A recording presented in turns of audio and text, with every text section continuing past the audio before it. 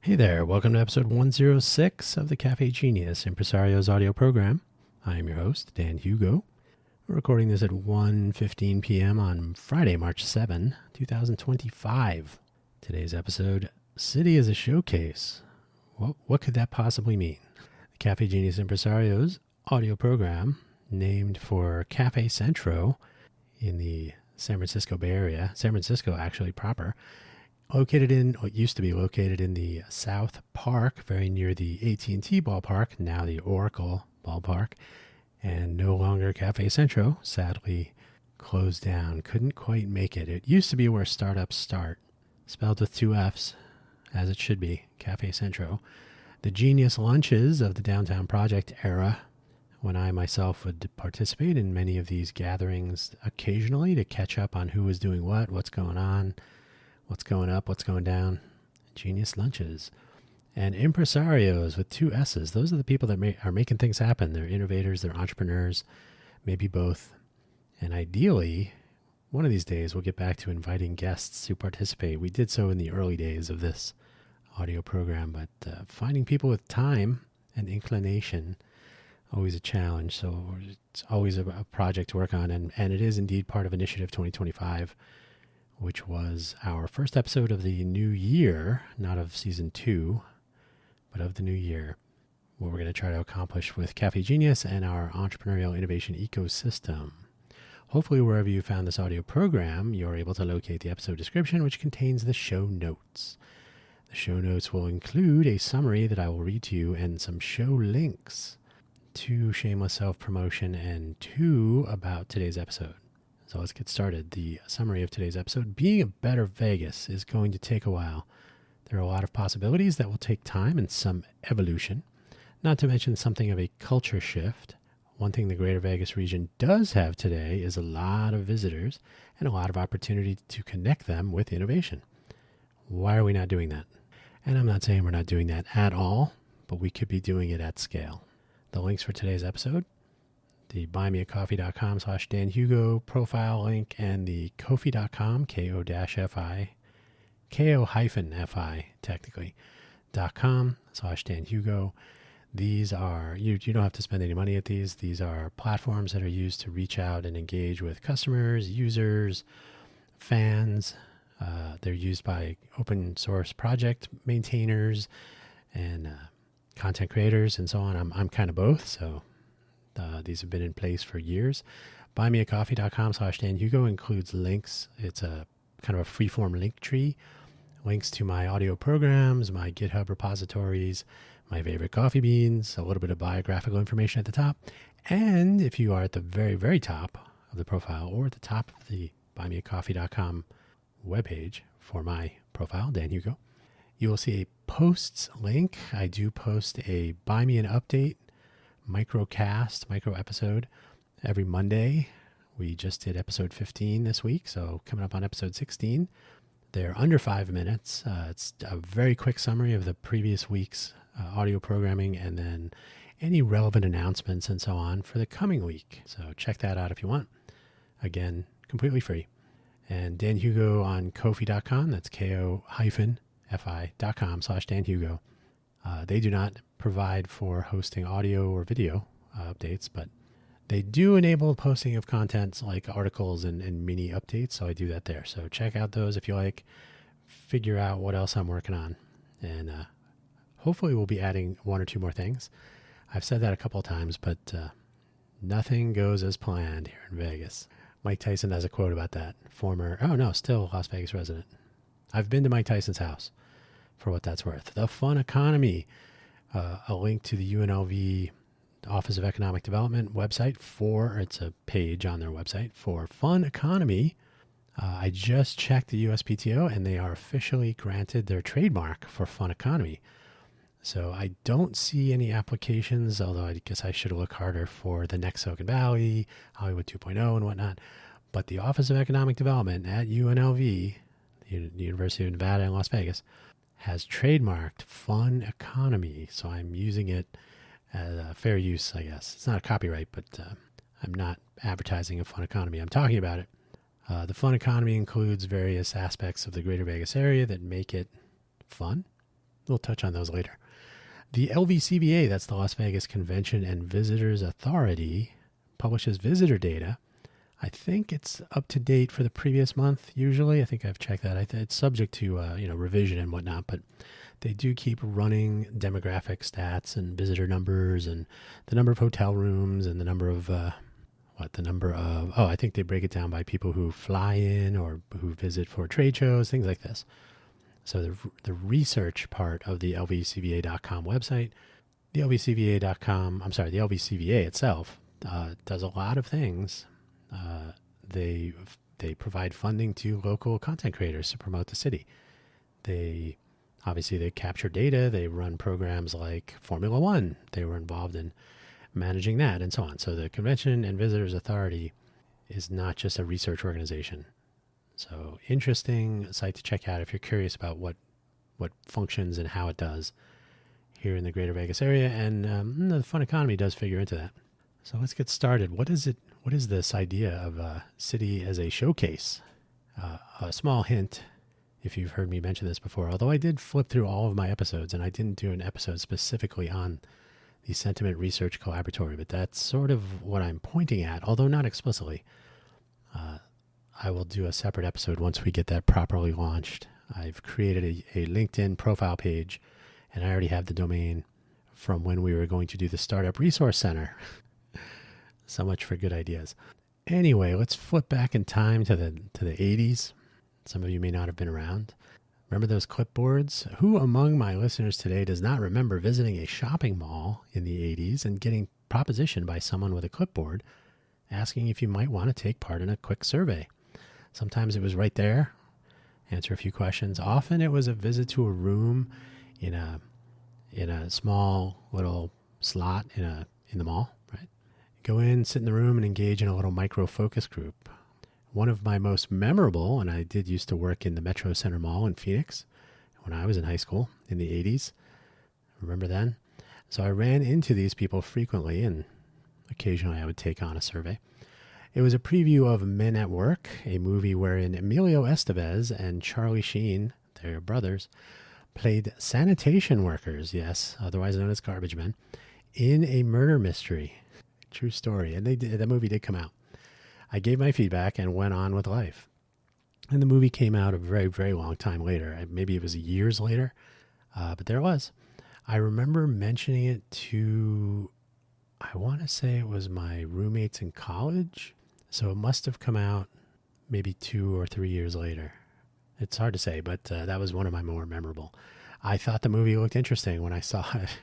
What did I know?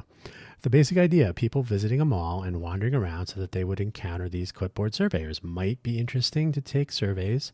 Interested in taking surveys, not to take. Can I read anymore? To provide opinions, maybe for some form of compensation or maybe just for spare time. So everybody wins, right? Maybe. Some selection bias, perhaps, but you're only asking people in malls. Maybe. When I moved to Vegas, that was in it was in July of 2013. Officially August 1st, 2013, but it was a week or two before that. The downtown project was just becoming really visible. I had read about it before I moved here. Then I had a house fire, and then I moved here. It's funny how that works. So the downtown project was really becoming visible. I always say it's kind of blooming. So it was getting more public attention and so on. And I was just getting started at Intel. That would happen in February of 2014. So I was getting different angles since I was working in the Maker Innovator group with Intel. So I was encountering a lot of makers and innovators and innovation, and then watching the action downtown when I was actually here. So those angles were from outside and from farther outside. I was never part of the downtown project, by the way. I was always a spectator, but I did spend a lot of time getting to know the people that were actually participating directly and so on. I had my opinions. At some point, Alan Goya and I, anybody remember Alan Goya? And I visited the LVGEA, that's the Las Vegas Global Economic Alliance, and met with Terrence Thornton at the time. Now I believe he's the president and CEO of the Nevada Special Olympics. Is that true? I'll have to check that one of these days. I think we're still connected on LinkedIn. wherein I asked why there was no apparent bridge between the innovation in Vegas, the downtown project, and the entrepreneurialism and innovation in the context of what I just said earlier, and the many visitors coming to Vegas. I don't believe it was 40 million at the time. It was probably closer to like 35. 35? I guess I could check the LVCVA website. It was not quite 40, but it was a good number. It was a lot of people. Terrence suggested this was a great idea, but nothing really came of it. I always jokingly say, he said, "That's a great idea. We're not going to touch it." I was traveling most of the time for Intel, and the LVGEA was not the right place to start, actually. I probably should have gone to the LVCVA instead. That's water under the bridge. And too much time has now passed, and now it's time to actually do something. We now have 40 million people visiting here every year, according to the LVCVA.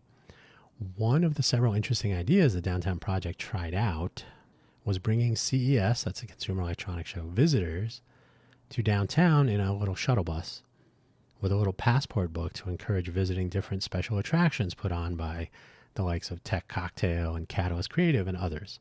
Kind of a little showcase for those visiting the area. Interesting. Showcase. I don't know if that's what they called it, but that's what I call it. Now about the fun economy. It is no secret the fun economy is alive and well here in Vegas. And while there are designs on a Hollywood 2.0 concept, especially in Summerlin and down at the Tech Park near IKEA, where there's actual innovation going on, and perhaps we are to be the next Silicon Valley. And I'll just add a little parenthetical. This is a title so many other localities are more worthy of. As I mentioned frequently, let us not hold our breaths. We should not try to be some other place. We should try to be a better Vegas. That's my mantra. So I'm sticking to it. The Las Vegas brand and the annual visitor numbers, not to mention actual investment and returns, all point to the fun economy remaining in its place of honor. It's still working. The quest for economic diversity in a post-pandemic world is completely reasonable. I will always contend that trying to gentrify the greater Vegas area by shifting to these other concepts will put at risk this number one draw and this driver of the economy. You can have innovation. You can have tech. You can have a tech scene, if you like. But you really already have an entrepreneurial scene, if you like, made up of plenty of consumer-facing storefronts, restaurants, bars, entertainment, etc. So all those things would be placed at risk by gentrifying the lovely oasis in the desert that is Greater Vegas. With so many visiting for a variety of reasons and from so many places, there is a great opportunity, though, to take advantage of this proximity to show and tell about innovation to people visiting one of the best known cities in the world. And I can attest to that. When I was traveling for Intel, the moment I would say I was from Vegas, that would be the center of the story for at least a minute. No, everybody was always curious to know about Vegas, about what it's like to live there, here, what it's like when people visit. Do I only gamble all the time? And well, of course, yes, you should too. And it's funny because most people they never know that they're not actually in Las Vegas when they come here. Usually, check the administrative boundaries in our open data sets if you'd like to know more. The innovation need not be completely local. Though the greater Vegas area could do a better job recognizing and celebrating its local innovators. That's another story for another time, but I do talk about that frequently.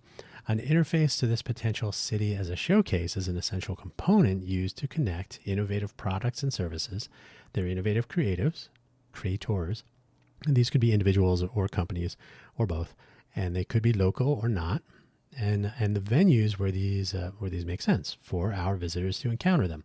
When I say venue, I mean that in the most generic sense.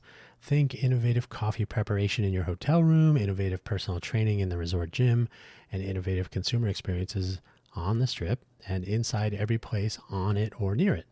To start, I mean, we build from there. Funny thing about trying to showcase innovation, you can be innovative doing that. Why the whole city? The notion was raised during CES 2023 that it would be interesting to create something of a Kickstarter store. The person that raised that, Eric Pan from Seed Studio in Shenzhen, I told him that there are two Shenzhen populations worth of visitors. Shenzhen population approximately 20 million. So the volume of visitors is vast compared to a city like Shenzhen. And he suggested that people do not come to Shenzhen to see all the things they make, but Vegas doesn't make anything, and that everybody comes here. And he's true. He's correct. That is a true statement. And so why not? Now, should we make a Kickstarter store? Well, first of all, I don't know if Kickstarter has any interest in that whatsoever.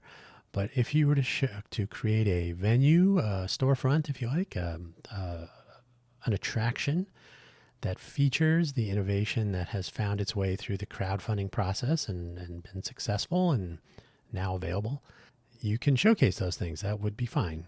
This might make sense in some places, but let us be perfectly honest. Who comes to Vegas to visit a Kickstarter store? The closest we might get is a CES, maybe NAB. There are other similar shows that are smaller, less well-known. They're focused on verticals, consumer electronics, broadcasting, National Association of Broadcasting, cameras, microphones, audio, video, drones for creating content, etc. And these are industry shows, though, and not generally aimed at the consumer, despite the name of one of those. The what electronic show? If Vegas does intend to live up to its own hype, that is an innovation hub that rivals the Bay Area. That's what they say. That it's the next Silicon Valley? And all of these. Why are we not providing a leading edge visitor experience to those 40 million or so people? Why, when people leave this area with less money in their pockets, thanks for that, by the way, are they not also saying, wow, Las Vegas is like the city of tomorrow? Tomorrowland? Was that the Disney World? Disneyland has one of those too, I think. A little foreshadowing. Part of the possibilities in this modern era is to connect the visitor experience back to the particular innovation. Is that in-room coffee machine? Something cool that you hadn't seen before, so not the usual hotel coffee machine. Is that really cool? Can you take a moment and let the innovator know what you like about it or anything you don't? The closest that we're getting to this so far really is self-driving vehicles. These are used to get around Vegas. Thanks to the drone testing program from about 10 years ago, the Nevada actually was able to begin testing and enabling testing of aerial drones, but also generally driverless vehicles. So here we are. It's important since our local public transit system is not caught up when it comes to the quality of service. I may have mentioned that. Let us enable, I've mentioned this in other podcasts, and that's a long story, but let us enable and encourage innovation that is consumer facing to meet customers from around the world where they are visiting here in Vegas. What about that? The inspiration for the Sentiment Research Collaboratory, though, comes from, well, I have a previous episode mentioning things like city as a platform, smart city co-creation, and of course, Vegas as the next Vegas, among others. And while City is a startup driven by the Downtown Project and Andy White, and I don't know that it caught on, nor that it was properly scoped, but City as a startup was a cool idea. I didn't really construct that sentence well. Hopefully there are no English teachers listening.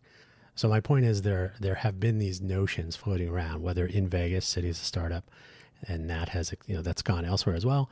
Andy White was a part of the Downtown Project briefly. The next of something, I think personally we should be the next Vegas, right? We should be a better version of this. We should lean into being a smarter smart city, not just simply being a smart city because we say so, et cetera.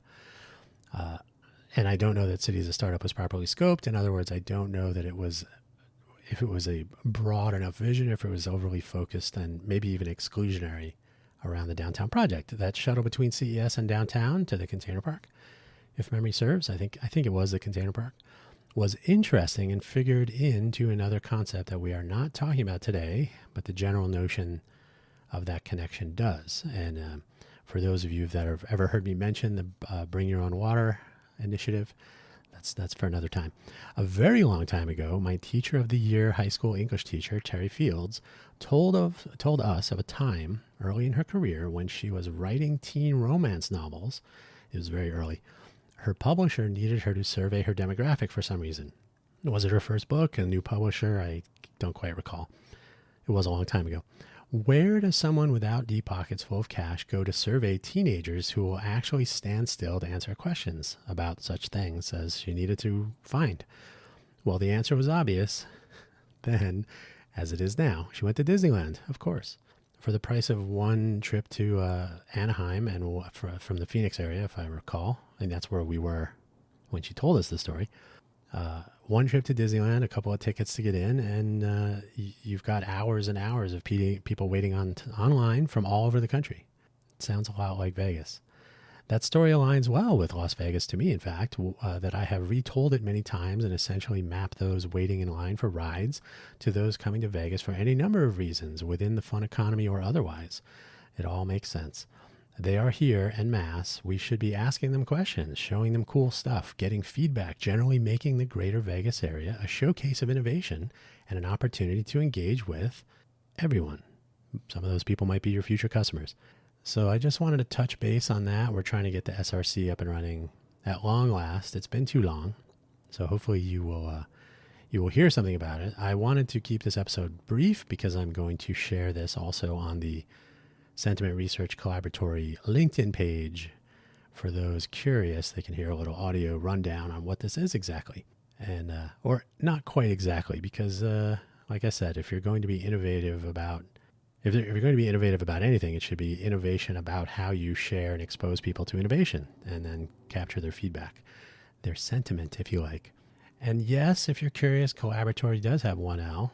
If you search for it, Collaboratory with two L's is one thing, and Collaboratory with one L, as Google likes to use it, is a different thing. Collaboratory, if you like. And that is where I'm going to end this on this Friday, March 7th. Time to get to work on the SRC so that more people doing innovative things can have the people that are visiting the fair oasis in the desert that is Greater Vegas can see what's going on in the world and experience it right here in our smarter smart city, while they're making sure we don't have to pay any income taxes. Thank you so much for that. Thank you for listening, and we'll catch up with you next week. Bye-bye.